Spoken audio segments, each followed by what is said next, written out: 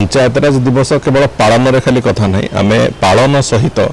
पंचायत व्यवस्था को सुदृढ़ करने सशक्त करने एवं पंचायत व्यवस्था को आहरी क्रियाशील करने जो व्यवस्था ताकू भी आम सांगे नहीं चलुचु तेणुक पालन सहित से कथा भी सांगे निजी आखि आगे रखिकी साधारण लोकर आवश्यकता ताकू जमी आज राशन कार्ड दबार प्रक्रिया आम आरंभ कलु सरकार गत